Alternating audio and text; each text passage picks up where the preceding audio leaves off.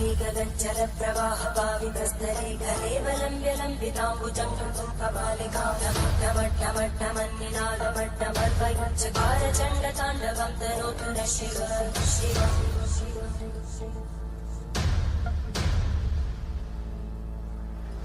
जटाकटाः सम्भ्रमभ्रमन्मलिन्दगज्जन्ति लोलवीचिवल्लरी विराजमानमङ्गलज्जगद्जगद्जगद्जगल्ललाटकट्टव्यापके किशोरचन्द्रशेखरे रतिमिच्छरम्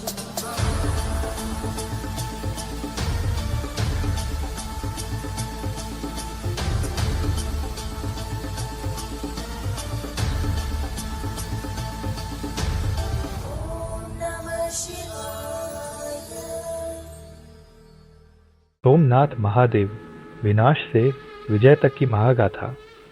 विनाश की हर कोशिश जिस चौखट पर आकर हार गई, वही है भारत का गौरव सोमनाथ महादेव। भारत के पश्चिमी तट पर स्थित एक ऐसा मंदिर जिसने सदियों का उतार चढ़ाव देखा है। सोमनाथ ये सिर्फ एक नाम नहीं, बल्कि भारत के कभी ना मिटने वाले आत्मविश्वास की कहानी है। जिस मंदिर को इतिहास के पन्नों से मिटाने के लिए 17 बार हमले हुए, आज वही मंदिर वर्ष 2026 में अपने गौरवशाली 1000 साल का स्वाभिमान पर्व मना रहा है। चलिए आज के इस विशेष वीडियो में जानते हैं आखिर क्या है इस मंदिर की अमरता का रहस्य। नमस्कार, प्रणाम, हर हर महादेव। सोमनाथ की महिमा, विज्ञान और बाणस्तंभ का रहस्य। सोमनाथ मंदिर, यह नाम सुनते ही भारत की आत्मा, आस्था और गौरव का एहसास होता है। गुजरात प्रांत के काठियावाड़ क्षेत्र प्रभास पाटन में समुद्र के किनारे स्थित सोमनाथ नामक यह विश्व प्रसिद्ध मंदिर 12 ज्योतिर्लिंगों में से एक स्थापित है और यह पहला ज्योतिर्लिंग माना जाता है। पावन प्रभास क्षेत्र में स्थित इस सोमनाथ ज्योतिर्लिंग की महिमा महाभारत, श्रीमद्भागवत तथा स्कंद पुराणादि में विस्तार से बताई गई है। चंद्रदेव का एक नाम सोम भी है। उन्होंने भगवान शिव को ही अपना नाथ स्वामी मानकर यहाँ तपस्या की थी, इसीलिए इसका नाम सोमनाथ हो गया। सोमनाथ मंदिर का उल्लेख द्वादश ज्योतिर्लिंग स्तोत्र में सबसे पहले आता है। सौराष्ट्र सोमनाथम चय। इसका अर्थ है कि सोमनाथ को प्रथम ज्योतिर्लिंग के रूप में सर्वोच्च स्थान दिया गया है।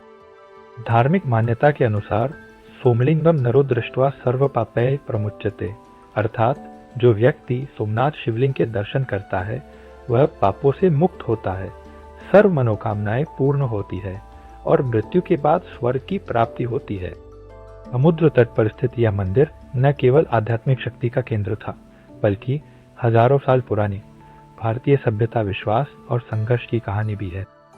यह प्राचीन भारत की आर्थिक और समुद्री समृद्धि का भी प्रतीक था। यही कारण था कि इसकी ख्याति दूर दूर तक फैली थी। वर्ष 2026 सोमनाथ के इतिहास में एक खास पड़ाव है, क्योंकि इस वर्ष इस पवित्र मंदिर पर हुए पहले आक्रमण को 1000 साल पूरे हो रहे हैं। सोमनाथ स्वाभिमान पर्व के उपलक्ष्य में सोमनाथ में 8 से 11 जनवरी तक कई आध्यात्मिक और सामाजिक गतिविधियां आयोजित की जाएंगी।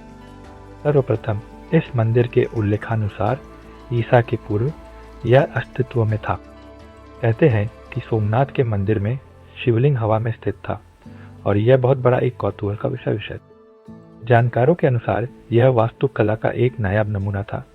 इसका शिवलिंग चुंबक की शक्ति से हवा में ही स्थित था। क्या आपको पता है प्राचीन भारत का अपना गूगल मैप्स था? सोमनाथ मंदिर के प्रांगण में खड़ा एक साधारण सा पत्थर का खंभा दुनिया के सबसे बड़े वैज्ञानिक रहस्यों में से एक है। इसे बाणस्तंभ कहते हैं। 6वीं शताब्दी के अभिलेखों में दर्ज यह स्तंभ एक दिशा दर्शक था, जिस पर समुद्र की ओर इशारा करता एक बाण बना है। इस पर संस्कृत में एक अत्यंत गूढ़ पंक्ति लिखी है, आसमुद्रांत दक्षिण ध्रुव पर्यंत अबाधित ज्योतिर्मार्गी। इसका सरल अर्थ सुनकर आधुनिक वैज्ञानिक भी दंग रह जाते हैं। इसका मतलब है सोमनाथ के इस बिंदु से लेकर दक्षिण ध्रुव तक सीधी रेखा में जमीन का एक भी टुकड़ा नहीं है। यकीन करना मुश्किल है, लेकिन अगर आप आज गूगल मैप पर सोमनाथ से दक्षिण ध्रुव तक सीधी लकीर खींचे तो 7000 किलोमीटर की इस विशाल दूरी में एक भी पहाड़ या द्वीप नहीं आता। अब सवाल यह उठता है, जब दुनिया को यह तक नहीं पता था कि पृथ्वी गोल है, तब हमारे पूर्वजों को दक्षिण ध्रुव का ज्ञान कैसे था? बिना सैटेलाइट और बिना एरियल व्यू के उन्होंने इस सटीक मैपिंग को कैसे अंजाम दिया? इतिहासकार मानते हैं कि जब यूरोप का नक्शा शास्त्र पैदा भी नहीं हुआ था, तब आर्यभट्ट जैसे भारतीय मनीषियों ने पृथ्वी का व्यास 99% सटीकता के साथ नाप लिया था। यह बाणस्तंभ प्रमाण है कि प्राचीन भारत के पास नेविगेशन और भूगोल का वह उन्नत ज्ञान था जिसे आज का विज्ञान समझने की कोशिश कर रहा है। महमूद गजनवी का उदय और आक्रमण की पृष्ठभूमि। इसी जगह पर द्वितीय बार मंदिर का पुनर्निर्माण 649 ईस्वी में वल्लभी के मैत्रेक राजाओं ने किया। पहली बार इस मंदिर को 725 ईस्वी में सिंध के मुस्लिम सूबेदार अल जुनैद ने पुरवा दिया था। फिर प्रतिहार राजा नागभट्ट ने 815 ईस्वी में इसका पुनर्निर्माण करवाया था। कहते हैं कि महमूद ने 27 साल की उम्र में गजनी की गद्दी संभाली थी। दरअसल 20 साल तक गजनी पर राज करने के बाद सन 997 में बादशाह सुबुक्तिगीन का निधन हुआ। वह अपने छोटे बेटे इस्माइल को उत्तराधिकारी बनाना चाहता था, लेकिन तलवार के जोर पर महमूद ने अपने भाई को हराकर सत्ता हथिया ली थी। महमूद अपने 32 साल के शासनकाल में भारत पर 17 हमले किए थे। महमूद गजनवी सोमनाथ के मंदिर को देखकर हैरान था। सन 1024 में महमूद ने अपने 5000 साथियों के साथ सोमनाथ पर हमला किया, संपत्ति लूटी और उसे नष्ट कर दिया। तब मंदिर की रक्षा के लिए हजारों निहत्थे लोग मारे गए जो पूजा कर रहे थे या रक्षा के लिए दौड़ पड़े थे। फिर जनवरी 1026 में उसने फिर आक्रमण किया। इस हमले का उद्देश्य लूट या आस्था नहीं, बल्कि एक महान धार्मिक और सभ्यतागत प्रतीक को नष्ट करना था। अब्राहम इराली अपनी किताब द एज ऑफ रॉथ में लिखते हैं कि मंदिरों को तोड़ना जहां महमूद के धार्मिक जोश को पूरा करता था, वहीं उसे अपार दौलत भी दिलवाता था। मशहूर यात्री अल बरूनी लिखते हैं कि महमूद के हमलों का उद्देश्य इस्लाम का प्रसार करना कभी नहीं था, क्योंकि उसके जाने के बाद लोग दोबारा अपने धर्म में लौट आते थे। उसने अपनी सेना में बड़ी संख्या में हिंदू सैनिकों को भर्ती किया था और उसके सिक्कों पर अरबी के अलावा शारदा लिपि में नंदी और शिसामंत देव का नाम उकेरा गया था। सोमनाथ का पतन और भीषण लूटमार। महमूद के सैनिकों ने पहले तीरों से हमला किया, फिर प्राचीर पर चढ़कर सड़कों पर मारकाट मचा दी। काजविनी लिखते हैं कि इस लड़ाई में 50,000 से अधिक स्थानीय लोग मारे गए। मंदिर के अंदर प्रवेश करने पर महमूद ने देखा कि पूरा मंदिर लकड़ी के 56 खंभों पर टिका था, लेकिन मुख्य शिवलिंग हवा में लटका हुआ था और शिवलिंग जमीन से 2 मीटर की ऊंचाई पर था। जब महमूद ने मूर्ति तोड़ी तो उसे बेशकीमती रत्नों से भरा देवकोष मिला। उसने 40 मन लगभग 1500 किलो वजन की सोने की जंजीर तोड़ डाली और गुप्त कोष की तलाश में पूरे गर्भगृह को खुदवा डाला था। इतिहासकार सिराज के अनुसार महमूद मूर्तियों को गजनी ले गया और उन्हें तोड़कर जुमे की मस्जिद शाही, महल मक्का और मदीना भिजवा दिया। सोमनाथ से उसे 6 टन सोने के बराबर लूट हाथ लगी थी। वॉल्सली हेग लिखते हैं कि महमूद के अभियान डाकुओं के हमले की तरह थे। आंधी की तरह आना मंदिर, बर्बाद करना दौलत लूटना और वापस लौट जा। सोमनाथ मंदिर पत्थर का बना था और 13 मंजिल ऊंचा था, जिसके सोने के गुंबद दूर से चमकते। यहाँ 1200 किलोमीटर दूर से गंगाजल लाकर मूर्ति को स्नान कराया जाता था और 1000 ब्राह्मण पूजा में लीन रहते थे।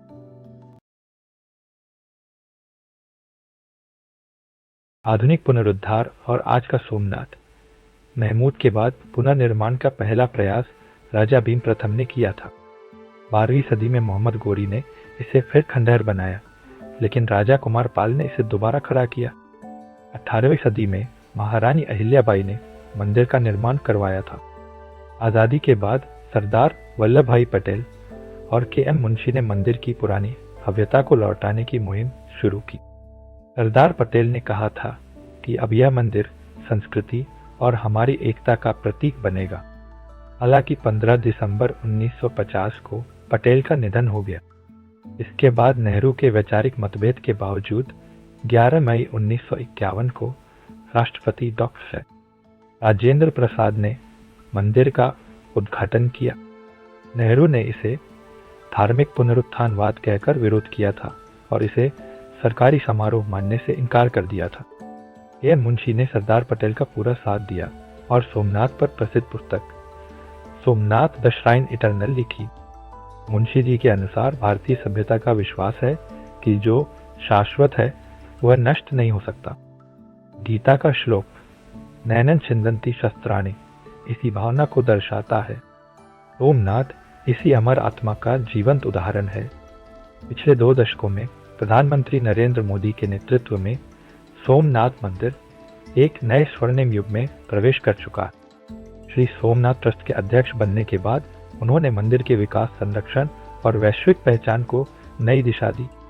इसके साथ ही सोमनाथ के समग्र विकास का एक नया अध्याय प्रारंभ हुआ। सोमनाथ स्वाभिमान पर्व में शामिल होंगे प्रधानमंत्री। इन ऐतिहासिक अवसरों को और विशेष बनाते हुए प्रधानमंत्री 11 जनवरी को सोमनाथ की यात्रा करेंगे और सोमनाथ स्वाभिमान पर्व में भाग लेंगे। यह आयोजन भारत की आस्था, स्वाभिमान और सांस्कृतिक पुनर्जागरण का प्रतीक बनेगा। सोमनाथ मंदिर अपने शिखर पर स्वर्ण कलशों और ध्वजाओं के साथ 3 पीढ़ियों की अटूट श्रद्धा, साहस और कलात्मकता का प्रतीक है। हर वर्ष लाखों श्रद्धालु देश विदेश से इस ज्योतिर्लिंग के दर्शन के लिए आते हैं। प्रिय दर्शकों, आज सोमनाथ मंदिर हमें सिखाता है कि इमारतें तोड़ी जा सकती हैं, पर आस्था और संस्कृति को मिटाया नहीं जा सकता। अगर आपको अपनी विरासत पर गर्व है तो कमेंट बॉक्स में जय सोमनाथ या हर हर महादेव जरूर लिखें। और अगर आप भारत के इस महान इतिहास को दुनिया तक पहुंचाना चाहते हैं तो स्टारदत्त टूरिज्म को सब्सक्राइब जरूर करें। धन्यवाद।